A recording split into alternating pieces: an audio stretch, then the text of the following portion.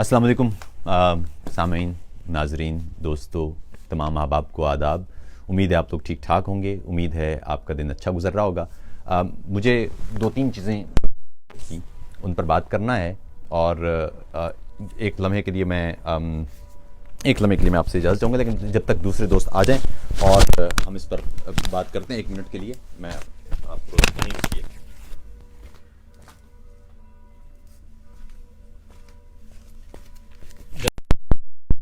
कि आज कुछ अहम मौज़ूआत हैं। मैंने आपसे अर्ज़ किया था कि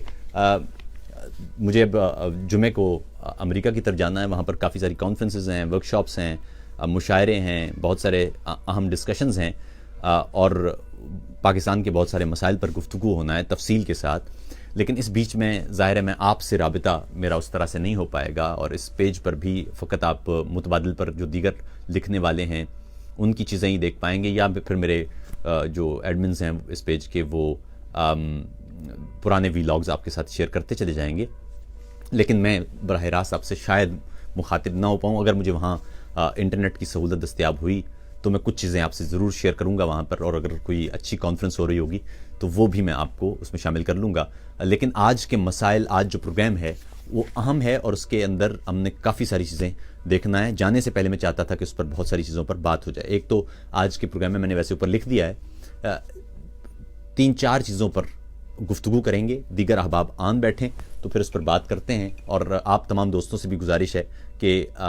ये प्रोग्राम, ये बैठक, ये बहुत सारे दीगर अहबाब तक पहुंचा दीजिए। जो पेजेस वाले लोग हैं वो पेजेस पर, जो ग्रुप्स वाले लोग हैं वो ग्रुप्स पर, और जो दीगर अहबाब हैं वो अपने अपने प्रोफाइल्स पर इसे शेयर कर दें ताकि हम बात करें। ख़ास तौर पर आज जो मामलात हमें दरपेश होंगे वो सूबों का मामला है और पानी की तकसीम के हवाले से भी बात करेंगे और पश्तून तहफ़्फ़ुज़ मूवमेंट के हवाले से भी बात करेंगे। मैंने कल एक ट्वीट किया था कि पश्तून तहफ़्फ़ुज़ मूवमेंट जिस अंदाज से शुरू हुई थी उस अंदाज से वो आगे नहीं बढ़ रही है, वो रास्ते से हट रही है या वो रास्ता अपना वैसा नहीं रख पा रही। कहूँगा कि इस पर आपकी राय भी आ जाए और आप तक बात पहुँच जाए। दीगर अहबाब भी आते होंगे, जो ही सब लोग आते हैं हम लोग इस पर तफसील से बात करते हैं। लेकिन इससे पहले कि मैं गुफ्तगू शुरू करूं और दीगर अहबाब पहुँचें और बात हो, 2-3 चीज़ों का मैं पहले आपसे इजहार करना चाहता हूँ। एक तो ये कि इन दिनों इस वक्त गुफ्तगू चल रही है ख़वातीन क्या पहने। ये बुशरा बीबी का जब से इंटरव्यू आया है एक गुफ्तगू है एक बार फिर से कि ख़वातीन को क्या पहनना चाहिए। इस हवाले से मैंने कल एक वीलॉग भी शेयर किया था और उस पर बहुत सारे लोगों के कमेंट्स भी मैं देख रहा था जो शायद मिक्सअप कर जाते हैं चीज़ों को। इसको समझने की कोशिश कीजिए। मुख्तलिफ इलाकों में मुख्तलिफ सकाफ़तें हैं और उन सकाफ़तों की वजह से मुख्तलिफ इलाकों में मुख्तलिफ तरह के लिबास पहने जाते हैं। हमारे यहाँ चूँकि एक पिछले कम से कम कुछ 30-40 साल से मजहबी बयानियों को बहुत तक़वियत दी गई है, तो उसका नतीजा ये है कि आप समझते हैं कि हर चीज़ को हमें उसी निगाह से देखना होगा। दूसरा, हमारे यहाँ एक कॉन्सेप्ट है और वो ये कि हमें तय करना है कि ख़वातीन को क्या पहनना है, क्योंकि इस्लाम ने ये कहा है। इस्लाम ने ये कहा है तो ये इस्लाम ने उन ख़वातीन को भी कहा है। वो ख़वातीन भी इस्लाम पढ़ रही हैं, वो ख़वातीन भी इस्लाम जानती हैं और वो ख़वातीन कुरान भी पढ़ती हैं और इस्लाम के हवाले से उनको मालूमात भी है। और वो अगर अपने लिहाज से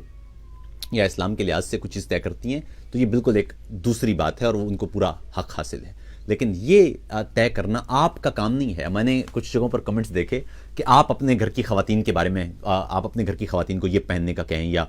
आपको कैसा लगेगा अगर आपके घर की ख़वातीन ये पहने। देखिए, मेरे घर की ख़वातीन तमाम पढ़ी लिखी हैं, वो अपने लिबास के बारे में वो बेहतर समझ सकती हैं कि उन्हें कौन सा लिबास पहनना चाहिए, कौन सा नहीं पहनना चाहिए। वो अपने मज़हब से भी अच्छी तरह से वाकिफ़ हैं, वो अपनी अक़दार से भी वाकिफ़ हैं, उन्हें खुद मालूम है कि उन्हें क्या पहनना चाहिए। मुझे बताने की ज़रूरत नहीं है। मुझे अपने लिबास का ख्याल रखना है, मुझे अपनी निगाहों का ख्याल रखना है और मुझे ये ख्याल रखना है कि मुझे इस दुनिया में किस तरह बिहेव करना है। ये बहुत अहम बात है।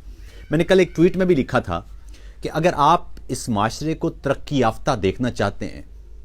अगर आप इस माशरे को बेहतर देखना चाहते हैं तो आपको 2-3 चीज़ों पर ज़रूर गौर करना पड़ेगा। एक तो ये कि अब आपको वो मुश्किल मौज़ूआत, वो मुश्किल मामलात जिन पर गुफ्तगू करते हुए लिखने वालों के हाथ थरथराने लगते हैं या लरजने लगते हैं, اور بولنے والوں کی زبانیں گنگ ہو جاتی ہیں، ان موضوعات پر اب آپ کو کھل کر علمی انداز سے بات کرنا ہوگی، چاہے وہ مذہب کا معاملہ ہو، عقیدوں کا معاملہ ہو، نظریات کا معاملہ ہو، رسوم کا معاملہ ہو، زبانوں اور ثقافتوں کا معاملہ ہو۔ ہر معاملے پر اب آپ کو وہ تمام معاملات جن پر پہلے بات نہیں ہو پاتی تھی، ان معاملات پر آپ کو بات کرنا چاہیے علمی انداز سے، گالی گلوچ سے نہیں، تنقید برائے تنقید کے انداز سے نہیں، دوسروں کا تضحیک اور مذاق اڑانے کے انداز سے نہیں، بلکہ علمی انداز سے باتوں کو سمجھنے کے لیے، تاکہ اس معاشرے میں گفتگو کا ماحول پیدا ہو۔ یہ بہت اہم ہے ہم سب کے لیے۔ تو اس لیے پہلی بات تو یہ ہے کہ اب اپنے معاشرے میں جو شخص بھی آپ کو گالی گلوچ دیتا ہوا نظر آئے، تو آپ اگر غور کریں گے تو معلوم ہوگا کہ اس شخص کا علم سے کوئی تعلق نہیں ہے، اس کا گفتگو سے، مباحثے سے کوئی تعلق نہیں ہے۔ وہ شخص اصل میں صرف اور صرف آپ کو یا تو موضوع سے ہٹانے کی کوشش کر رہا ہے، یا اس کی یہ کوشش ہے کہ آپ اس پر بات نہ کریں۔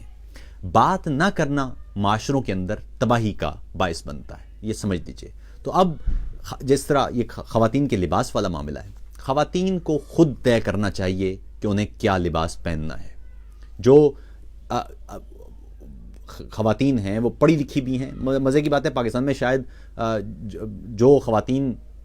یونیورسٹیز میں جو خواتین کی تعداد نظر آتی ہے وہ آدمیوں سے بہت زیادہ ہے۔ تو خواتین کے بارے میں آپ یہ طے نہیں کر سکتے کہ انہیں کیا پہننا ہے۔ خواتین مذہب کو بھی جانتی ہیں، آپ سے شاید بہتر ہی جانتی ہوں گی۔ خواتین اپنے رسوم کو بھی جانتی ہیں، اپنے ماحول کو بھی جانتی ہیں، اپنی ثقافت کو بھی جانتی ہیں۔ وہ خود طے کر سکتی ہیں بہتر انداز سے کہ انہیں کیا لباس پہننا چاہیے اس ماحول کے اعتبار سے۔ دوسری ایک اور بات یہ ہے، اس پر میں پہلے بھی بات کر چکا ہوں، کہ ہمارے رویے کچھ اور ہیں اور ہم کچھ اور بات کر رہے ہیں۔ یہ بہت اہم ہے۔ ہمارے رویے بالکل مختلف ہیں اور ہم بات بالکل مختلف کر رہے ہیں۔ ہمیں کوشش یہ کرنا چاہیے کہ ہم جو بات کر رہے ہیں وہ ہمارے عمل میں بھی دکھائی دے۔ ایک طرف ہمارے معاشرے کی حالت یہ ہے کہ کوئی خاتون سڑک پر نکل نہیں سکتی، آوازیں کستے لوگ، گندی نگاہوں سے دیکھتے لوگ، بسوں میں تنگ کرتے لوگ، بازاروں میں آوازیں اور جملے کستے لوگ، یہ موجود ہیں۔ اور دوسری طرف جب وہ لکھنے پر آتے ہیں یا بولنے پر آتے ہیں تو ان جیسا پارسا بھی کوئی نہیں ہوتا۔ یہ منافقت کا بام اوج ہے۔ اس منافقت سے نکلنے کی سب سے پہلے تو ہمیں کوشش کرنا ہوگی کہ ایک معاشرہ جس میں خواتین محسوس نہیں کرتی ہیں اپنے آپ کو، وہ دفتر جاتی ہیں تو وہاں انہیں جنسی طور پر ہراساں کیا جاتا ہے، وہ اسکول جاتی ہیں تو وہاں ان کے لیے مسائل ہیں، وہ گھر سے باہر نکلتی ہیں، بازار کی طرف جاتی ہیں کچھ چیز خریدنے کے لیے تو وہاں ان کے مسائل ہیں۔ ایک ایسا معاشرہ، اور دوسری طرف اس معاشرے میں پارسائی کا عالم یہ ہے کہ ہر شخص کھڑے ہو کے یہ لیکچر بھی دینا شروع کر دیتا ہے کہ خواتین یہ پہنیں اور یہ نہ پہنیں، وہ یوں پہنیں گی تو نہیں ہوگا۔ حالانکہ مزے کی بات یہ ہے کہ جو خواتین برقعے کرتی ہیں ان کو بھی، اور جو خواتین برقع نہیں کرتی ہیں ان کو بھی عجیب و غریب قسم کے اس علاقے میں مسائل کا سامنا ہے۔ دوسری بات یہ ہے کہ عمر تک کا بھی خیال نہیں کیا جاتا۔ چھوٹی سی بچی سے لے کے اور 50 60 سال 70 سال کی خاتون کو مسائل ایک طرح کے ہی اس کے سامنے ہوتے ہیں۔ اس سے اندازہ لگا لیجئے کہ ہم اس معاشرے کو منافقت کی کس ڈگر پر لے گئے ہیں۔ ہمارے عمل بالکل مختلف ہیں اور ہمارے گفتار بالکل، ہماری گفتگو بالکل مختلف ہے۔ اقبال نے کہا تھا کہ مسجد تو بنا دی شب بھر میں ایمان کی حرارت والوں نے، من اپنا پرانا پاپی تھا برسوں میں نمازی بن نہ سکا۔ اقبال بڑا اپدیشک ہے، من باتوں میں موہ لیتا ہے، گفتار کا غازی تو وہ بنا، کردار کا غازی بن نہ سکا۔ تو جب معاشرہ اس ڈگر پر پہنچ جائے کہ وہ بولے کچھ، کر کچھ رہا ہو، لکھے کچھ، سڑکوں پر کچھ اور نظر آ رہا ہو، تو اس معاشرے میں سب سے پہلے اہم ترین ضرورت یہ ہے کہ گفتگو کا راستہ کھولا جائے، اور وہ گفتگو جو پہلے مختلف موضوعات پر نہیں ہو پائی ہے اس کو لایا جائے مین سٹریم پر۔ ایک بات میں پہلے بھی کر چکا ہوں، پھر سن لیجئے کہ مذہب ہو، عقیدہ ہو، مسلک ہو، وہ تمام چیزیں جو انسان جن سے گزرتا ہے ان پر بات ضرور ہونا چاہیے۔ یہ کسی صورت گنجائش نہیں ہوتی انسانی معاشروں میں کہ آپ کچھ بیانیوں پر بات ہی نہ کر سکیں، یہ ضرور بات ہونا چاہیے۔ اگر آپ کا مذہب سچا ہے تو اسے آپ کی گفتگو، آپ کی تحقیق، آپ کی تنقید، آپ کے رویوں اور آپ کی بات چیت سے فرق نہیں پڑنا چاہیے۔ اور اگر فرق پڑ رہا ہے اور وہ اس سے کمزور ہو رہا ہے تو سمجھ لیجئے وہ پھر سچا مذہب نہیں ہے۔ خدا کو انسان کے سوال سے، انسان کی تحقیق سے کوئی فرق نہیں پڑتا، سمجھ لیجئے یہ بات۔ خدا اتنا بڑا ہے کہ اسے کوئی فرق نہیں پڑتا، اور اگر ہمارے سوچنے سے یا انسان کی تحقیق کرنے سے یا انسان کی جستجو سے یا انسان کے سوچنے سمجھنے سے یا فکر کرنے سے خدا کا تصور کمزور ہو رہا ہو تو سمجھ لیجئے کہ پھر وہ آپ ایک سچے خدا کو، یا جو اصل میں خدا ہے، جو کائناتوں کا خدا ہے، آپ اس تک پہنچ نہیں پا رہے ہیں، آپ نے کسی اور کو خدا بنا رکھا ہے. یہ اس کو سمجھنے کی ضرورت ہے. خدا 200 ارب گیلیکسیز کا خدا ہے. ملینز آف گیلیکسیز سے آگے نکل جائیں تو کئی شاید لامتناہی کائناتوں کا خدا ہے. اسے آپ کے یا میرے سوالات سے یا میری تحقیق سے اس کی طاقت، قوت یا اختیارات پر فرق نہیں آتا، نہ آ سکتا ہے، نہ ہماری یہ اوقات ہے. اس لیے سمجھ لیجئے. تو اس لیے 2-3 چیزوں کا تو خیال رکھیے. ایک تو یہ کہ معاشرے میں یہ سمجھنے کی ضرورت ہے کہ خواتین کیا پہنیں یہ انہیں سوچنا ہے، آپ نے کیسے بیہیو کرنا ہے یہ آپ نے سوچنا ہے. مصیبت یہ ہے کہ آپ نے کیسے بیہیو کرنا ہے یہ آپ نہیں سوچ رہے، اور خواتین نے کیا پہننا ہے گفتگو صرف اس پر موقوف ہو کے رہ گئی ہے. یہ ہے خوفناک بات. خواتین نے کیا پہننا ہے وہ اپنے لیے یہ خود ڈیسائیڈ کریں گی. آپ نے کیا بیہیو کرنا ہے یہ آپ کے ذمے ہے. آپ اپنا بیہیویئر تبدیل کر دیں. خواتین اپنے بارے میں، لباس کے بارے میں بہتر فیصلہ کر سکتی ہیں. تو یہ ایک چیز تو یہ تھی. دوسری بات، کل شاہ محمود قریشی صاحب نے اقوام متحدہ کی جنرل اسمبلی سے خطاب کیا. عمدہ بات یہ تھی کہ انہوں نے اردو زبان میں بات کی. اس سے پہلے شاید مجھے اردو زبان میں اقوام متحدہ کی جنرل اسمبلی میں کسی پاکستانی لیڈر کا کوئی خطاب سننے کو نہیں ملا. یہ عمدہ بات ہے. خراب بات لیکن یہ ہے کہ اس سے پہلے سشما سوراج نے پاکستان کے حوالے سے جو گفتگو کی تھی یا پاکستان پر جو الزامات لگائے تھے ان میں سے بیشتر پر شاہ محمود قریشی گفتگو نہیں کر پائے، اور اس کی وجہ یہ تھی کہ ان کی تقریر پہلے سے لکھی ہوئی تھی. ان کو جب موقع ملا تھا سشما سوراج کے کافی دیر بعد، کچھ گھنٹوں کے بعد، اس وقت ان کے پاس موقع تھا کہ وہ تمام ان سوالات کو جو انہوں نے اٹھائے تھے سشما سوراج نے، ان کو ایک ایک کر کے ایڈریس کرتے. لیکن بدقسمتی سے ہم نے دیکھا کہ ان کی تقریر پہلے سے لکھی ہوئی تھی، جس کو انہوں نے بالکل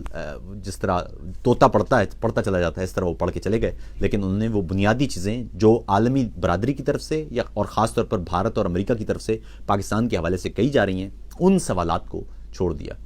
اچھی بات ان کی تقریر میں یہ تھی کہ اس میں انہوں نے مختلف مسائل جو پاکستانی معاشرے کے مسائل ہیں ان پر گفتگو کی. مثال کے طور پر توہین رسالت کے معاملے پر بھی انہوں نے بات کی، انہوں نے کشمیر کے موضوع پر بھی بات کی، انہوں نے دہشت گردی کے موضوع پر بھی بات کی، انہوں نے افغانستان کے حوالے سے بھی بات کی، انہوں نے بھارت کے حوالے سے بھی بات کی، انہوں نے امریکہ کے حوالے سے بھی بات کی. تو یہ گفتگو اچھی رہی ان کی. لیکن اہم بات یہ تھی کہ وہ سوالات، وہ 5-6 منٹ ان کو مزید چاہیے ہوتے، وہ 5-6 منٹ لگا کے ان سوالات کو بھی ایک ایک کر کے خود سے ہی ان کے جواب وہ ضرور ان کو دینا چاہیے تھے. ضرورت نہیں تھی کہ وہ لکھی ہوئی تقریر ہی کرتے. تو یہ ایک اہم بات ہے. اچھا، ایک اور موضوع ہے، چونکہ میں عرض کر رہا ہوں، یہ دیگر احباب بھی اس وقت جو موجود ہیں وہ اپنے اپنے پیجز پر اگر اس کو شیئر کرتے چلے جائیں تو، کیونکہ آج جو دیگر اہم موضوعات ہیں وہ زیادہ اہم ہیں ہمارے لیے اور ان پر گفتگو شاید بہت دن سے نہیں ہوئی ہے، تو ان کو میں بات کرنا چاہوں گا. ایک تو صوبوں کا معاملہ ہے اور دوسرا ہے پشتون تحفظ موومنٹ. کل، آج اور کل اس میں وہ شروع کس طرح ہوئی، وہ کس طرح چل رہی ہے، اور کل اس کا بہتر کل کس طرح ہو سکتا ہے، اس پر بھی ہم بات کر سکیں گے. اور اگر ہم اس کا راستہ اسی طرح چلتا رہا تو خراب اور اچھے نتائج کس طرح سے نکل سکتے ہیں، اس پر ہم آج تفصیل سے بات کریں گے. صوبوں کا معاملہ پہلے تو سمجھ لیجئے. پہلے تو یہ سمجھ لیجئے کہ پاکستان جب بنا تھا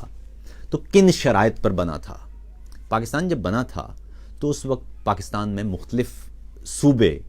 انہوں نے وفاق کے ساتھ الحاق کیا تھا. پھر بلوچستان کو بھی شامل کر لیا گیا اور اسے صوبہ بنا دیا گیا. لیکن اہم بات یہ ہے کہ ہمیں صوبے، آج کل بڑی گفتگو ہو رہی ہے نا یہ کہ صوبے ہونا چاہیے اور وہ سرائکی صوبہ بھی ہونا چاہیے اور یہ صوبہ. میں اس بارے میں نہ میں اس صوبوں کے حق میں ہوں نہ مخالفت میں ہوں. اس کو بالکل میں پاکستانی عوام اور آپ پر چھوڑتا ہوں، لیکن میں کم سے کم اپنی رائے دینا چاہتا ہوں صوبوں کے حوالے سے. پہلی بات تو یہ سمجھ لیجیے کہ صوبے درکار کیوں ہیں. یہ گفتگو کہاں سے ہو رہی ہے یا کہاں سے ہونا چاہیے یا کس انداز سے ہونا چاہیے. یقین کیجئے کہ جس حوالے سے گفتگو ہو رہی ہے، صوبے کیا آپ وہاں ملک بھی بنا دیں گے تو تبدیلی ایک عام آدمی پر کوئی نہیں پڑے گی. بنگلہ دیش کی مثال آپ کے سامنے ہے، بلکہ پاکستان کی مثال ہمارے سامنے ہے. ہندوستان سے الگ ہو کے ہماری زندگیوں پر کیا فرق پڑا، ایک عام آدمی کی زندگی پر کیا فرق پڑا. اسی طرح پاکستان سے الگ ہو کے بنگلہ دیش میں ایک عام آدمی کی زندگی پر کیا فرق پڑا. وہ جو پاکستان میں کوئی جب گورا تھا یہاں پر تو تب بھی، اور اس کے بعد جب ہمارے ہی لوگ ہم پر حاکم ہو گئے تب بھی، اور اب بنگال کے لوگوں نے بنگال کے حکمران چن لیے تو تب بھی. ایک عام آدمی کی زندگی میں کیا فرق پڑا ہے، یہ میرے خیال میں آپ خود سمجھ سکتے ہیں. اس پر مجھے گفتگو کرنے کی ایسا ضرورت نہیں ہے. عام بات یہ ہے پاکستان میں لوگوں کے مسائل کیا ہیں. سب سے زیادہ اہم مسئلہ یہ ہے کہ وہاں ایک فرد جڑ نہیں پا رہا ہے ریاست کے ساتھ. وہاں کی ثقافتیں اپنے آپ کو دم گھٹتا ہوا محسوس کر رہی ہیں. وہاں کی زبانیں دھیرے دھیرے اپنے اندر سے علم کھوتی جا رہی ہیں, جدید علوم ان میں منتقل نہیں ہو رہے ہیں, اور وہ کمزور ہوتی جا رہی ہیں. ان پر دیگر زبانوں کا بہت زیادہ انفلوئنس ہوتا جا رہا ہے. اگر ہم نے اسے ایڈریس نہ کیا, اگر جدید علوم ان زبانوں میں منتقل نہ ہوئے, اگر ہم ان زبانوں کو نہ صرف زبان یا بولنے کی حد تک بلکہ ساتھ ہی ساتھ انہیں اقتصادیات کے ساتھ جوڑنے میں کامیاب نہ ہو پائے, یعنی ایک زبان بولنے والے کو اسی زبان میں نوکری اور اسی زبان میں تعلیم مل سکے, اس وقت تک یہ زبانیں قائم نہیں رہیں گی. اور اگر پاکستان کی زبانیں آہستہ آہستہ مرتی ہیں تو یہ نہ صرف اس زبان کی موت ہوگی بلکہ بحیثیت انسان ہم سب کا بہت بڑا نقصان ہوگا. اس نقصان کو روکنے کے لیے اہم ہے کہ یہ جو زبانیں ہیں ان زبانوں کا خیال رکھیے, اور یہ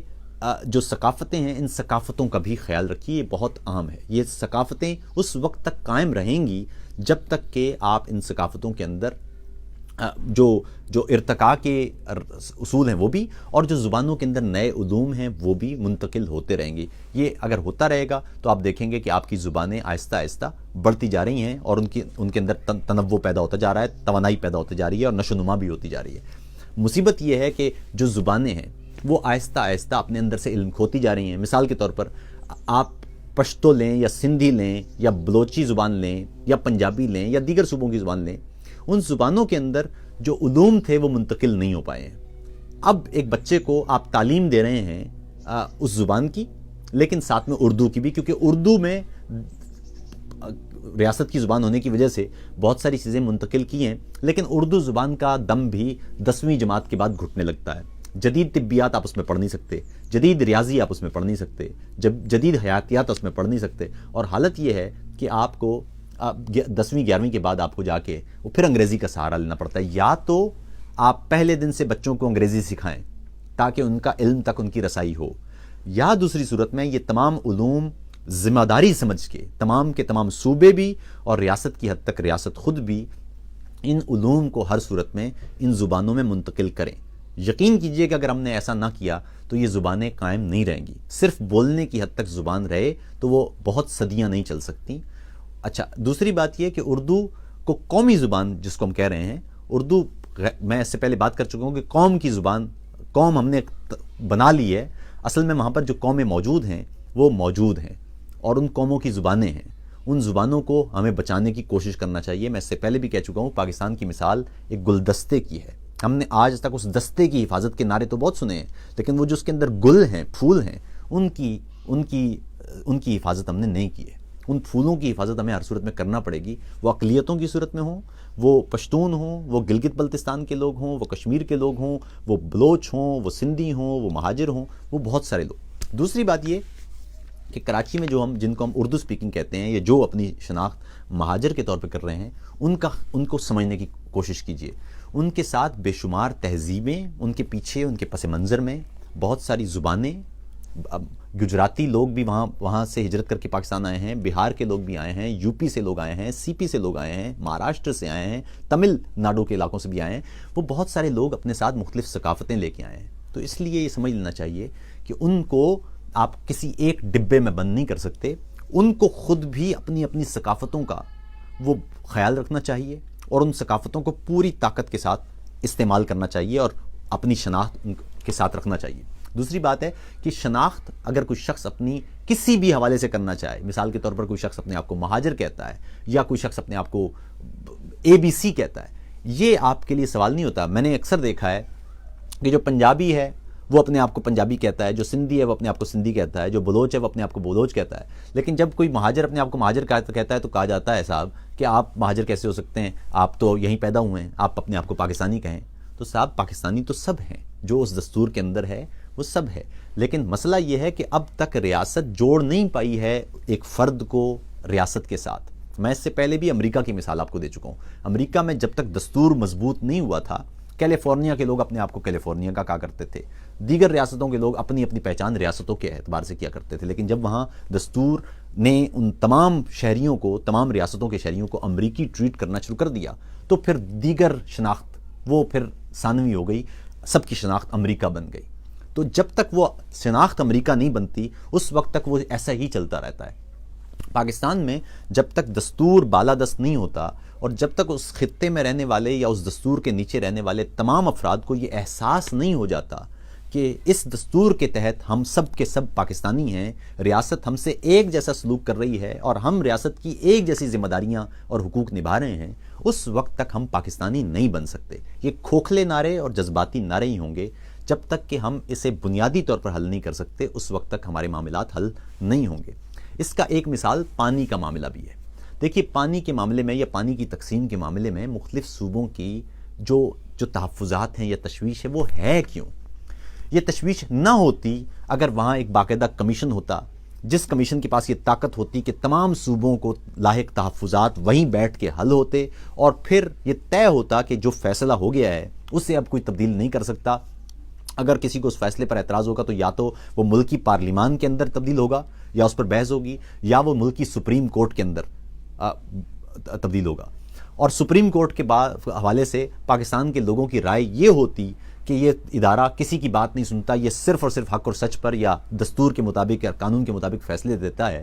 تو پھر یہ معاملات نہ ہوتے۔ مصیبت یہ ہے کہ پاکستان میں ادارے چونکہ موجود نہیں ہیں، ادارے اتنے مینیپولیٹڈ ہیں جس سے چاہیں فیصلے لیتے رہے ہیں۔ پچھلے 70 سال میں سپریم کورٹ سے اپنی مرضی کے فیصلے لیے گئے ہیں، نچلی کی کورٹوں سے اپنی مرضی کے فیصلے لیے گئے ہیں، پارلیمان سے اپنی مرضی کے بل منظور کیے جاتے رہے ہیں، ایکٹ آتے رہے ہیں، آرڈیننس آتے رہے ہیں۔ تو اس لیے ادارے کمزور ہیں اور ایسے میں وہ کمیشن بھی موجود نہیں ہے جو تمام برادریوں کو یا تمام قومیتوں کو جو اس ملک میں رہتی ہیں یا تمام صوبوں کو جو اس ملک کا حصہ ہیں ان کے نظریات سنیں، ان کے تحفظات سنیں اور ان تحفظات کا وہیں بیٹھ کے ازالہ کریں، ان کا حل نکالیں اور پھر حل نکالنے کے بعد اس پر کھڑے ہو جائیں اور وہ حل پھر سب کو قابل قبول ہو، ہر صورت میں اس پر عمل درآمد کرایا جائے۔ یہ ہوا نہیں، اس لیے وہاں پر مختلف صوبوں کے مختلف تحفظات ہیں۔ جیسے مثال کے طور پر کالا باغ ڈیم کا معاملہ، کالا باغ ڈیم کے معاملے پر سب سے زیادہ تحفظات خیبر پختونخوا کے تھے اور ہیں،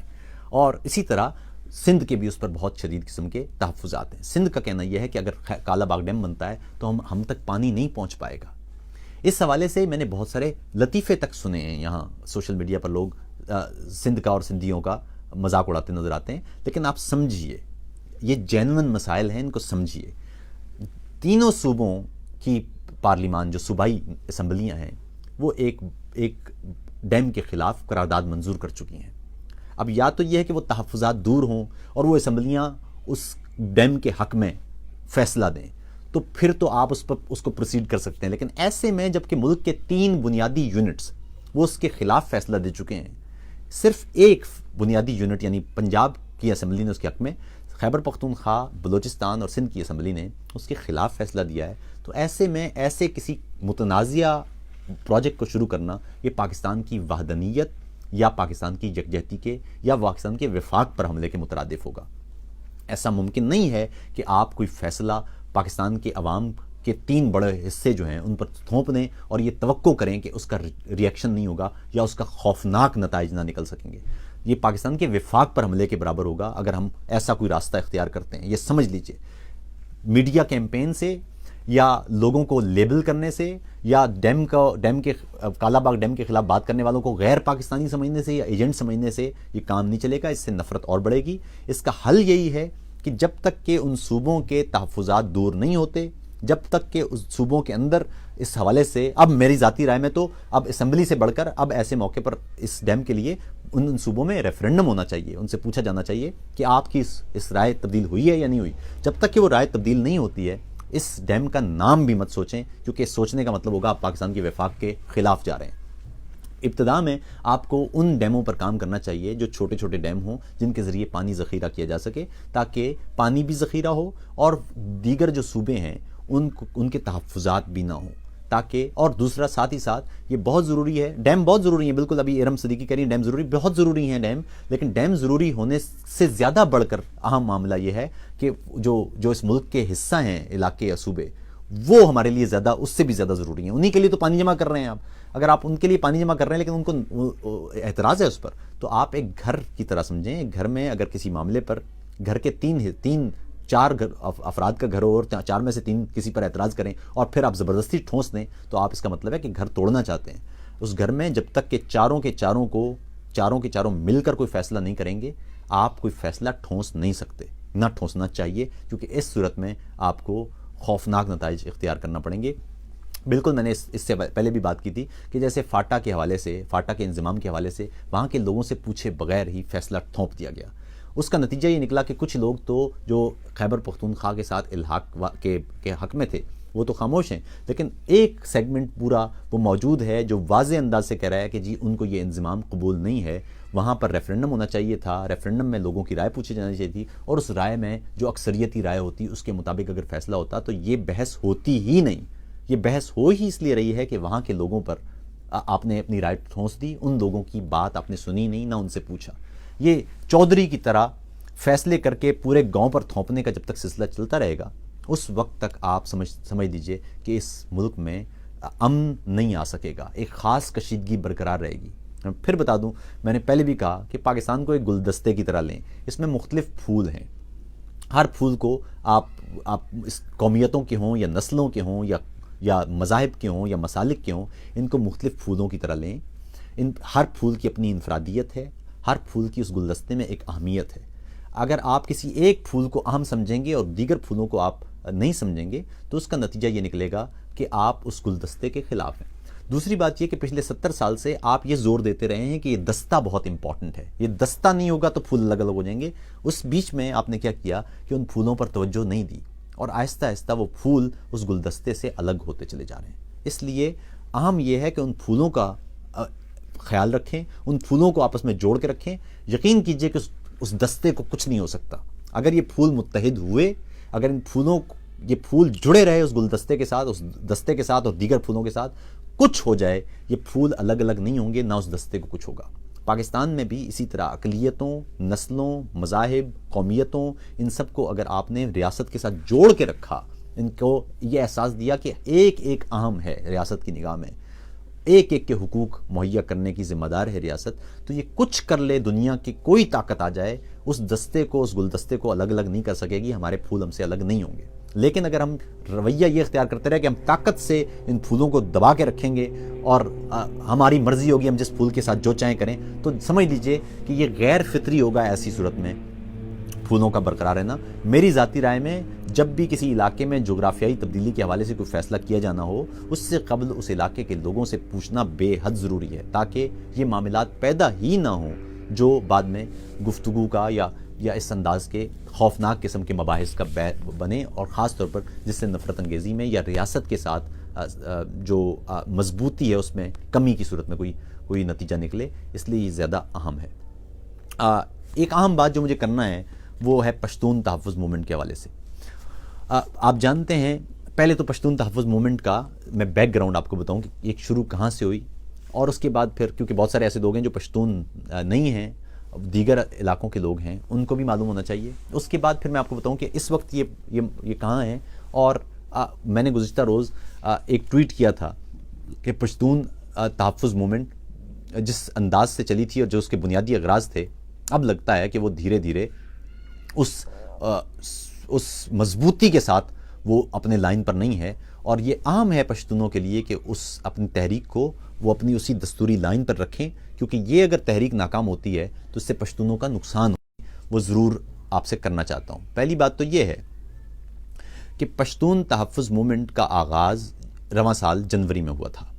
اور اس کی بنیادی بات یہ تھی کہ نجیب محسود جنہیں کراچی میں ایک ماورائے عدالت قتل میں مار دیا گیا تھا، اس احتجاج میں محسود تھے وہ، تو محسود قبائل نے اس پر احتجاج کیا تھا، اور اس کے بعد پھر وہ جو تحریک تھی جو قبائلی علاقوں میں اپنے حقوق کے لیے بات کر رہی تھی، وہ شامل ہوتی گئی، اور پھر اسلام آباد میں ایک بہت بڑا جلسہ ہوا جس میں یا دھرنا ہوا بہت دن تک، کئی دن تک، اور اس دھرنے کو پاکستان کی میڈیا نے یکسر بلیک آؤٹ کر دیا۔ اس کا نتیجہ یہ نکلا کہ اور اس دھرنے میں میں نے اس سے پہلے میں نے وی لاگ میں بتایا بھی تھا، اس دھرنے میں جو بنیادی مسائل تھے یا مطالبات تھے وہ بڑے واضح تھے۔ نمبر 1، اس میں انہوں نے کہا کہ نجیب محسود کے قتل کا جو ملزم ہے راؤ انوار، اس کو انصاف کے کٹہرے میں لایا جائے، اور اسے سزا دی جائے، اور وہ تمام اہلکار جو اس انداز کے ماورائے عدالت قتل کے اقدامات میں ملوث رہے ہیں انہیں سزا ملنا چاہیے۔ اور حالت یہ ہے کہ راؤ انوار اب تک وہ بڑے آزادانہ وہ گھوم پھر رہے ہیں، ان کو جس سختی سے نمٹنا چاہیے تھا ان کے ساتھ، ان پر اتنے سارے قتل کے الزامات ہیں، وہ ہم دیکھ رہے ہیں کہ اس کا نتیجہ کوئی خاص نہیں نکلا۔ وہ راؤ انوار اب بھی وہیں کے وہیں بالکل اپنے اسی پھوں پھاں کے ساتھ وہ موجود ہیں۔ اچھا، دوسری بات یہ ہے، ان کا ایک معاملہ یہ تھا کہ جو قبائلی علاقے ہیں، خاص طور پر جو وزیرستان کا علاقہ ہے، وہاں پر موجود زمینی سرنگیں یا بارودی سرنگیں انہیں ختم کیا جانا چاہیے، ان کی صفائی ہونا چاہیے۔ ان کا ایک اور مطالبہ یہ تھا کہ قبائلی علاقوں میں یا دیگر پشتون علاقوں میں جہاں جہاں بھی عسکری چوکیاں ہیں، فورسز کی جو پوسٹس ہیں، وہاں پر پشتونوں کے ساتھ تحقیر آمیز رویہ اختیار نہیں کیا جانا چاہیے، یا وہاں پر جو خواتین اہلکار بھی ہونا چاہیے، جو خواتین ہیں، مقامی خواتین ہیں، ان کی تلاشی کا کام وہ لیا کریں، اور ایسے میں گالی گلوچ نہ کی جائے، تحقیر نہ کی جائے، تذلیل نہ کی جائے۔ یہ بڑا واضح سی بات ہے۔ اسی طرح یہ کہا گیا تھا کہ ماورائے عدالت جو قتل ہوئے ہیں ان کا کوئی جوڈیشل کمیشن بنایا جائے جس کی سربراہی سپریم کورٹ کے چیف جسٹس کریں، اور وہ دیکھیں کہ کون کون سے جو قتل کے واقعات ہیں وہ ناجائز تھے، اور ان اہلکاروں کو سزا دی جانا چاہیے۔ اسی طرح ایک اور مطالبہ یہ تھا کہ وہ جو پشتون لاپتہ ہیں، پاکستان کے مختلف سیکیورٹی اداروں کے ہاتھوں جو گمشدہ ہیں، ان کو یا تو ان پر مقدمات چلائے جائیں، انہیں عدالت میں پیش کیا جائے اور ثابت کیا جائے کہ انہوں نے کوئی جرم کیا ہے۔ اگر ایسا نہیں ہے تو انہیں پھر آزاد کیا جائے، یعنی ایسا کوئی بھی شخص جس کے خلاف کوئی مقدمہ نہیں بنتا یا جسے عدالتی طریقے سے سزا نہیں دی جا سکتی، اسے غیر قانونی طور پر اغوا کرنا، یہ راستہ بند ہونا چاہیے۔ یہ بنیادی قسم کے مطالبات تھے جو شاید دستوری بھی ہیں، بالکل قانونی بھی ہیں، اور میرے خیال میں ایسا کوئی بھی سوچنے والا انسان نہیں ہوگا جو یہ کہے گا کہ آپ یہ مطالبات نادرست ہیں۔ یہ اس طرح سے اس تحریک کا آغاز ہوا تھا، اور چونکہ یہ دستوری مطالبات ہیں تو میرے خیال میں ہر پاکستانی کو جو قانون اور دستور کی بالادستی پر یقین رکھتا ہے اس کو ان مطالبات میں اپنے پشتون بھائیوں کے ساتھ ہونا چاہیے، تو ہم موجود ہیں ان کے ساتھ۔ اس کے بعد انہوں نے پشتون تحفظ موومنٹ کے لوگوں نے یا اس پوری تحریک نے منظور پشتین کی قیادت میں یہ مختلف مقامات پر جلسے کیے، لیکن جو ریاست کا رسپانس تھا وہ خوفناک حد تک نادرست تھا۔ مثال کے طور پر جب پشاور میں جلسہ ہو رہا تھا، جب ایک بات بتا دوں کہ اسلام آباد میں جو جلسہ ہوا تھا اس میں کوئی فوج کے خلاف یا ریاستی اداروں کے خلاف کوئی نعرے نہیں لگ رہے تھے، صرف یہ کہا جا رہا تھا کہ ریاستی ادارے ایسی کارروائیوں سے باز رہیں۔ خیر، اور اس میں تو پاکستان کے جو اہم جرنلسٹ تھے انہوں نے بھی تقاریر کی تھیں۔ مزے کی بات ہے کہ عمران خان صاحب نے بھی واضح انداز میں کہا تھا کہ جو مطالبات ہیں یہ بالکل ٹھیک ہیں۔ پشاور میں جب جلسہ ہوا تو اس سے قبل وہ طلباء و طالبات جو اس جلسے میں شریک ہونا چاہتے تھے انہیں ٹیلی فون پر دھمکیاں موصول ہونا شروع ہو گئیں، اس جلسے کی راہ میں رکاوٹیں پیدا ہو گئیں۔ اسی طرح جب وہ جلسہ ہو رہا تھا تو اس علاقے کا انٹرنیٹ تک بند کر دیا گیا۔ اب یاد رکھیے کہ ایک تحریک ہے جو چل رہی ہے، دستوری ہے، قانونی مطالبات کے ساتھ ہے، پرامن ہے، جمہوری انداز سے اس ملک کے لوگ اس ملک کے دستور کے تحت امن اور سکون کے لیے یا زندہ رہنے کے حق کے لیے وہ ایک تحریک چلا رہے ہیں، اور ریاست اس کے ساتھ یہ رسپانس یا اس کے خلاف یہ رد عمل ظاہر کر رہی ہے۔ یہ ہے بنیادی معاملہ۔ اور اس سے بھی زیادہ خوفناک بات کہ میڈیا ادارے مکمل طور پر بلیک آؤٹ کیے ہوئے ہیں اس تحریک کو۔ ایک ایسی تحریک جو دستوری بھی ہے، جو قانونی بھی ہے، جس کے مطالبات بھی درست ہیں۔ پاکستان کے اس وقت کے وزیر اعظم عمران خان صاحب جب وہ اس وقت اپوزیشن میں تھے، وہ خود اس ایک جلسے میں کھڑے ہو کے کہہ رہے تھے کہ جو مطالبات کر رہے ہیں یہ بالکل درست ہیں اور ان پر عمل درآمد ہونا چاہیے، اور وہ یہ کہہ رہے تھے کہ میں تو خود یہ بات کہتا رہا ہوں۔ تو خیر، تو اور وہ مختلف صحافی بھی اس میں موجود تھے، اور وہ سب آتے رہے ان جلسوں میں، اور وہ خاص طور پہ اسلام آباد کے جلسے میں، اور اس میں انہوں نے کھلے عام حمایت کی۔ لیکن ریاست کا رسپانس یہ تھا کہ میڈیا پر ان کی خبر تک نہیں چل سکی، میڈیا پہ ان لوگوں کے انٹرویوز تک نہیں چل سکے، میڈیا نے ان کو مکمل طور پر بلیک آؤٹ کر دیا۔ پشاور کے جلسے میں یہی وجہ تھی کہ وہاں پر یہ جو دہشت گردی ہے اور اس انداز کے جو نعرے ہیں یہ وہاں پر پشاور کے جلسے میں ہم نے دیکھے، اور میرے خیال میں جو ایک عام آدمی ہے وہ سمجھ سکتا ہے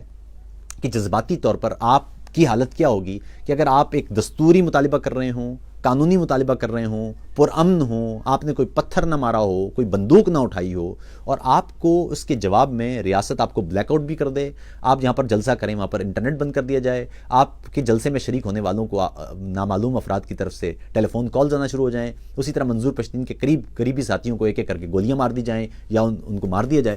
یا اٹھا لیا جائے، یا غائب کر دیا جائے، کئی لوگ لاپتہ ہو جائیں، تو ایسے میں آپ خود اس تکلیف یا غصے میں میرے خیال میں اس طرح کے نعرے آپ لگائیں گے، یا اگر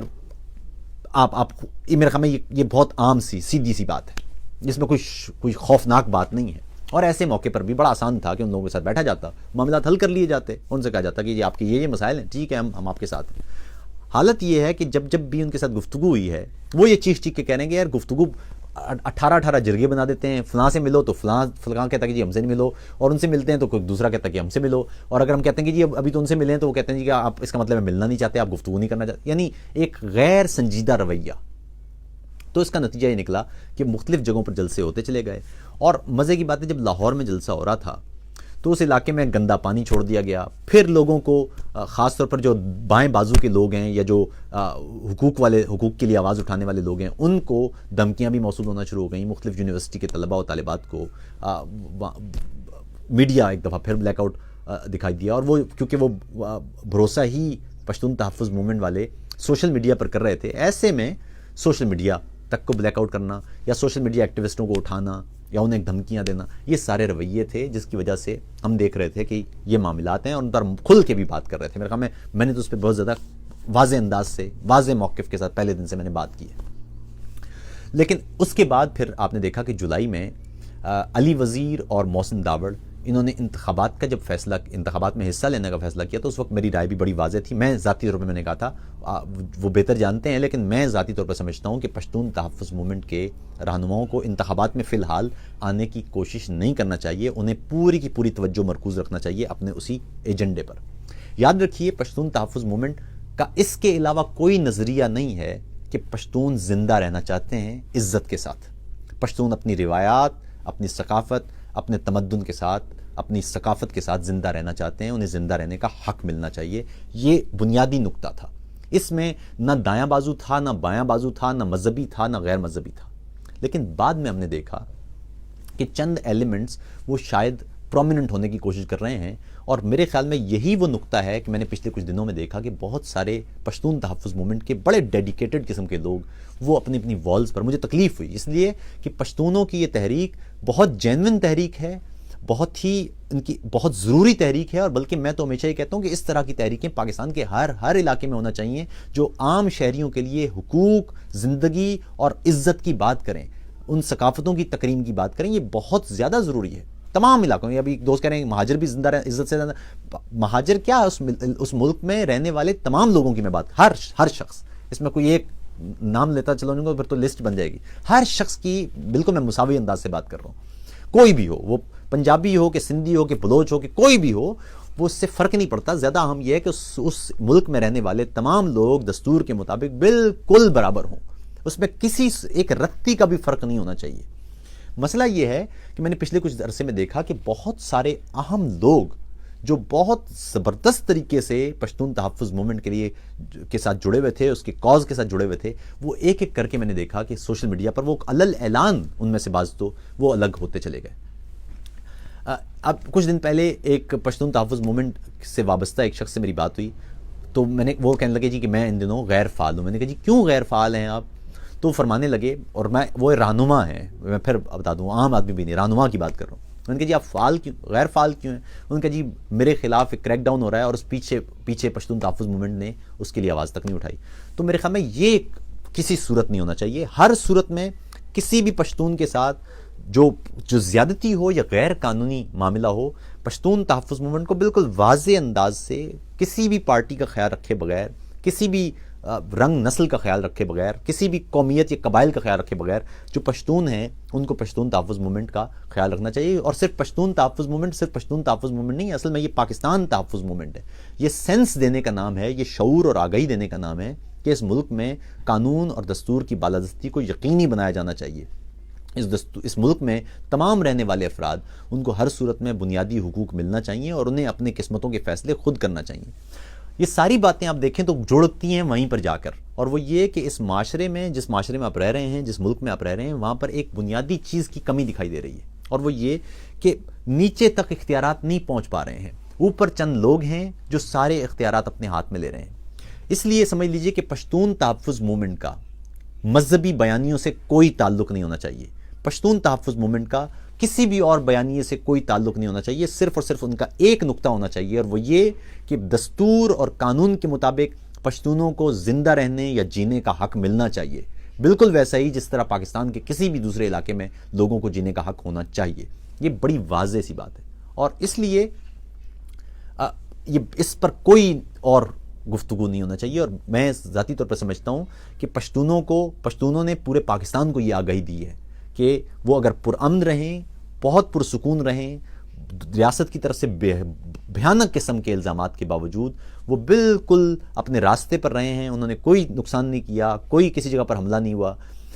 اور اس کے بدلے میں ریاست کی طرف سے بڑے شدید قسم کے اقدامات بھی کیے گئے ہیں، اور میڈیا بلیک آؤٹ جیسے، اور میڈیا سے بھی درخواست ہے کہ وہ کسی صورت یہ نہ ہونے دے، اس کا کام ملک کے دستور کے تحت تمام کے تمام لوگوں کو یکساں پلیٹ فارم مہیا کرنا ہے۔ میڈیا کا بنیادی کام یہ ہے کہ وہ ایک free market place of ideas ہے، وہاں پر تمام صحافیوں کی یہ ذمہ داری بنتی ہے کہ وہ کھل کر تمام لوگوں کو تمام طرح کے بیانیوں کو پیش کریں اور عوام کے سامنے لائیں۔ ابھی گزشتہ روز ایک پاکستان کے معروف اینکر سے میری بات ہو رہی تھی، میں نے ان کو کہا کہ آپ کی ذمہ داری یہ ہے کم سے کم جو آپ کر سکتے ہیں، بڑے دباؤ ہیں آپ پر، بڑے مشکلات ہیں آپ کے لیے، لیکن کم سے کم آپ یہ ضرور کیجئے کہ ملک کے وہ حصے جن حصوں کے بارے میں لوگ جانتے تک نہیں ہیں، ان حصوں کا نام ضرور بتا دیں۔ پنجاب کے لوگوں کو کتنے بلوچستان کے شہروں کے یا علاقوں کے نام معلوم ہیں، اسی طرح گلگت بلتستان کے کتنے علاقوں کے نام آپ کو معلوم ہیں، یا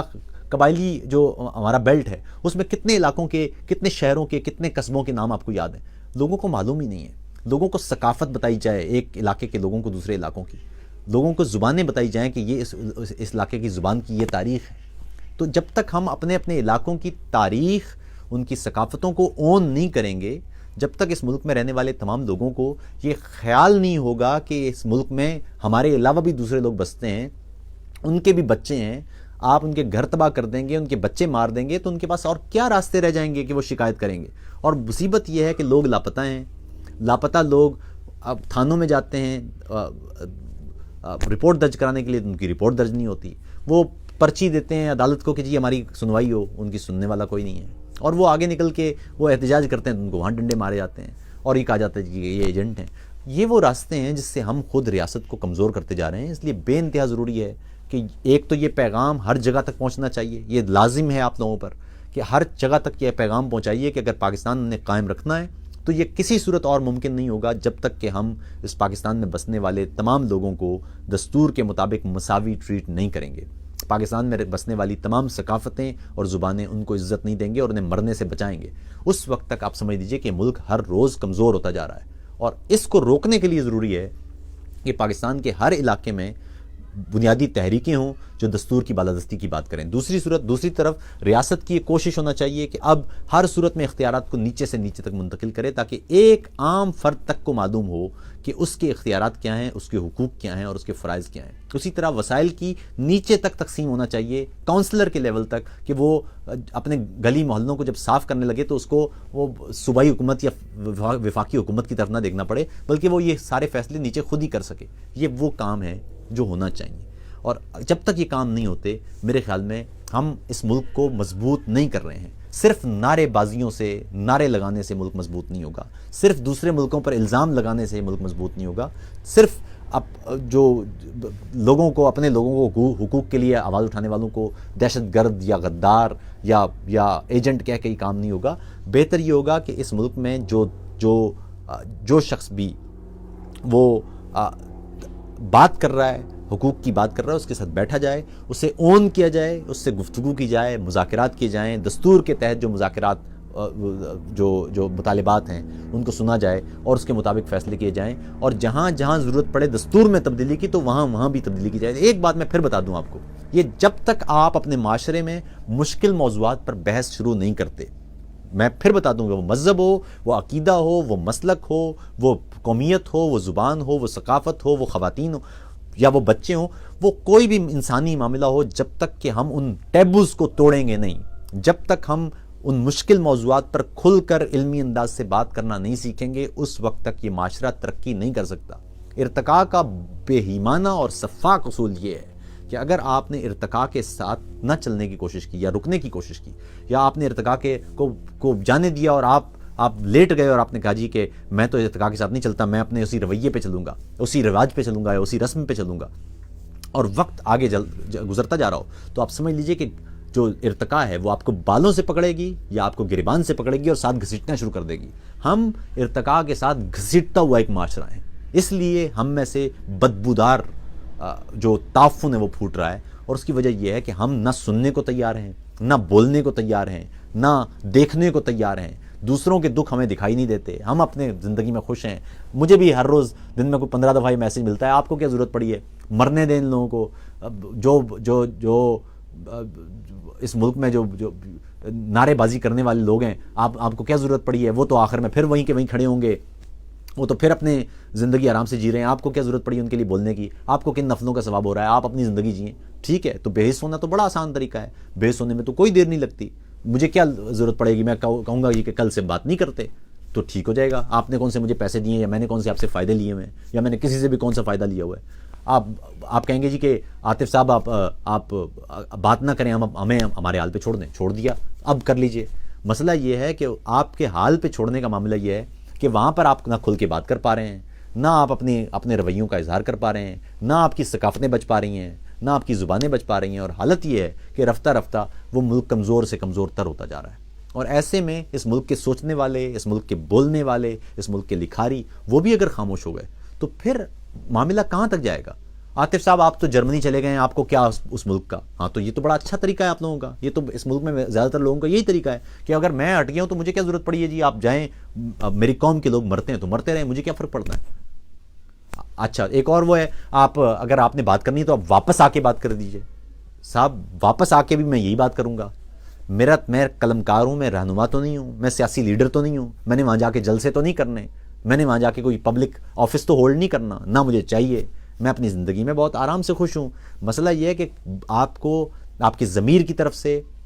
آپ کے کانشس کی طرف سے آپ کو ایک ذمہ داری دی جاتی ہے ایک رائٹر کے طور پر، اور وہ یہ کہ آپ کے لفظ جو آپ کو خدا نے امانت دیے ہیں، وہ امانت آپ نے اپنی قوم کے لیے استعمال کی ہے یا نہیں کی۔ ایسے میں بڑا آسان ہے میرے لیے، میں آپ کو دوستوں کو بڑا واضح انداز سے بتا دوں، بڑا آسان ہے میرے لیے کہ میں وہاں کسی میڈیا ہاؤس سے بات کروں، وہاں جا کے میڈیا پر وہی کام کرنے لگ جاؤں جو دوسرے کر رہے ہیں، بڑے پیسے کماؤں گا میں، بڑے پیسے، یہاں سے بہت زیادہ پیسے کما سکتا ہوں میں۔ مسئلہ لیکن یہ ہے کہ اس کے بعد پھر میں سوؤں گا کیسے، اس کے بعد پھر میں اپنے آپ کو جواب کیسے دوں گا، اس کے بعد تاریخ مجھے کس انداز سے لکھے گی، یہ بنیادی سوال ہے۔ اور اگر آپ یہ سمجھتے ہیں کہ یہ اپنی قوم کو اس طرح چھوڑ دینا، وہ تو میرے خیال میں اس سے پہلے بھی میں بات کر چکا ہوں کہ ہم نے تو کم سے کم یہی سیکھا ہے کہ مکے سے مدینے ہجرت کر جانے کے بعد آپ مکے کا خیال نہیں چھوڑتے، اسی طرح کنعان سے مصر پہنچ جانے کے بعد یوسف کو مصر کا خیال جو کنعان ہے اس کا خیال ہمیشہ رہتا ہے۔ تو اس لیے اپنی بنیادی جڑوں کو ہم نہیں چھوڑ سکتے۔ میں 10 سال بعد یا 20 سال بعد یا 100 سال بعد، بلکہ مرنے کے بعد بھی مجھے جب پکارا جائے گا تو کہا جائے گا یہ پاکستان سے تھا، تو اور میرے دادا پردادا لکڑ دادا اور میری 5000 سال کی تاریخ اس خطے کی تاریخ ہے، یہ ممکن نہیں ہو سکتا کہ میں اس کو لاوارث چھوڑ دوں۔ یہ جب تاریخ لکھی جائے گی تو کہیں نہ کہیں یہ ذکر ضرور ہوگا کہ وہاں پر اس وقت ایک شخص تھا جو بڑے واضح انداز سے کسی کی سائیڈ لیے بغیر کسی جانبداری کے صرف اور صرف اپنی قوم اور اس خطے میں بسنے والے تمام انسانوں کو وہ بات کرتا تھا۔ تو اس لیے میں ذاتی طور پر آپ تمام لوگوں سے کہتا ہوں کہ اپنے ساتھ، اپنے کاز کے ساتھ، اپنے ملک کے ساتھ اگر آپ واقعی مخلص ہیں تو آپ اپنے دوسرے لوگوں کو جو اس ملک میں بستے ہیں ان کا دکھ محسوس کیجئے، ان کے ساتھ شامل رہیے، ان کے ساتھ ان کے حقوق کو دستوری انداز سے دیکھا کیجئے، وہ جہاں جہاں ٹھیک بات کر رہے ہیں ان کو اس پر شاباش بھی دیجئے، اگر تنقید کرنا ہے تو تنقید کیجئے، اور ساتھ ہی ساتھ معاشرے میں گفتگو کا رویہ پیدا کیجئے۔ یہ لیبلنگ کرنا لوگوں کو، یہ فلاں ہو گیا، یہ ایجنٹ ہو گیا، یہ غدار ہو گیا، اس سے نکلیے، گفتگو کو گفتگو کے ذریعے رد کرنے کی کوشش کیجئے، یہ بے انتہا ضروری ہے۔ اور پشتون تحفظ موومنٹ سے وابستہ تمام لوگ سن لیں یا سمجھنا چاہیے انہیں کہ وہ اپنے کاز کے ساتھ جڑے رہیں، پرامن رہیں، دستوری رہیں، قانونی رہیں، اور اپنے جو ان کا بنیادی مقصد ہے، جو آپ کے مطالبات ہیں، ان کو کسی صورت میں بھی ان پر کمپرومائز نہ کرنے دیں، نہ مذہبی لوگوں کو وہ ہائی جیک کرنے دیں، نہ غیر مذہبی لوگوں کو وہ ہائی جیک کرنے دیں، نہ وہ کسی خاص طبقے کو ہائی جیک کرنے دیں، نہ کسی خاص جماعت کو ہائی جیک کرنے دیں. یہ جماعتیں اگر اس قابل ہوتی تو آپ کو پشتون تحفظ موومنٹ کی ضرورت نہ پڑتی. مسئلہ یہ ہے کہ سندھ کے لوگ مختلف پریس کلبوں کے سامنے بیٹھے ہوئے ہیں، لاپتہ افراد کا وہ نوحہ پڑھ رہے ہیں، تصاویر لہرا رہے ہیں. اگر پیپلز پارٹی ان کی نمائندہ ہوتی تو آج ان کو یہ مسائل سڑکوں پر خود نکل کے نہ کرنا پڑتے.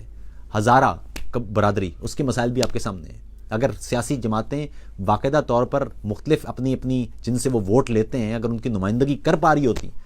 یا ان کے حقوق کا تحفظ دے پا رہی ہوتی تو آج ان کو اس طرح بے یار و مددگار مختلف پریس کلبوں کے سامنے انہیں احتجاج نہ کرنے پڑتے. تو اس لیے بہت ہی ضروری ہے کہ آپ تمام لوگ آپس میں کم سے کم ضرور جڑے رہیں. اوپر جو اشرافیہ ہے، وہ جو 1-2% لوگ ہیں، وہ آپ کو اسی طرح توڑتے رہیں گے. آپ کو کبھی رنگوں میں، کبھی نسلوں میں، یہ فلاں ہے، یہ فلاں ہے، یہ مہاجر ہے، یہ سندھی ہے، یہ بلوچ ہے، یہ فلاں ہے، یہ برے ہوتے ہیں، یہ اس سے زیادہ برے ہوتے ہیں، ہم زیادہ اچھے ہوتے ہیں. ان چکروں میں آپ کو ڈال دیں گے. اور اسی طرح مولوی آپ کو ہمارا مسلک اچھا ہے اور یہ مسلک برا ہے، اور ہمارا دین اچھا ہے اور یہ دین برا ہے، اس چکروں میں ڈال کے اس خطے میں انسانوں کے درمیان تفریق کو اتنا بڑا کر دیں گے کہ پھر ایک دوسرے کو دیکھ کے آپ کو گھن آنے لگے گی. آپ ایک دوسرے سے دور ہوتے چلے جائیں گے، اور اس کا فائدہ صرف اور صرف اس اشرافیہ کو ہوگا جو مذہبی لباس پہن کر، جو عسکری لباس پہن کر، یا جو سیاسی لباس پہن کر آپ پر 70 سال سے حکومت کر رہے ہیں. اسے اس اقتدار سے جو محبت ہے وہ آپ سے نہیں ہے. اس لیے آپ کو سمجھنا ہی پڑے گا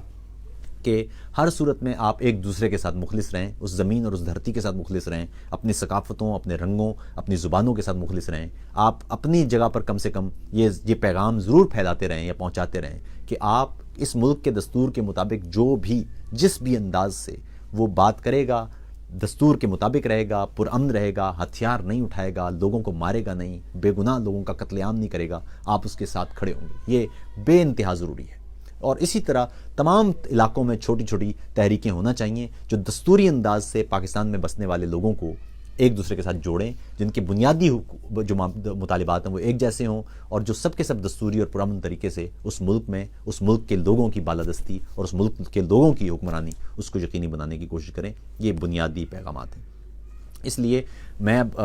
شاید اب کچھ دن تک آپ سے ملاقات نہیں ہو پائے گی، لیکن میری خواہش یہ ہوگی کہ میں اگر وہاں پر مجھے کہیں انٹرنیٹ دستیاب ہوتا ہے تو میں آپ سے رابطہ کرتا رہوں. اور یہ بھی کوشش ہوگی کہ یہاں پر جو دیگر ہمارے لکھنے والے ہیں وہ متبادل کے ذریعے آپ سے مسلسل رابطے رہیں، لکھتے رہیں. اور آپ سے درخواست یہ ہوگی کہ یہ پیغام آپ ہر جگہ پہنچائیے، کیونکہ اس وقت اگر ہم یہ پیغام نہیں پہنچاتے آگے تو یہ آگے چل کے ہم سب کے لیے نقصان کا باعث بنے گا. اور یہ جو تحریک جس کی میں ابھی بات کر رہا تھا، پی ٹی ایم اور دیگر اسی طرح کی تحریکیں، وہ آہستہ آہستہ کمزور ہوتی چلی جائیں گی اگر ہم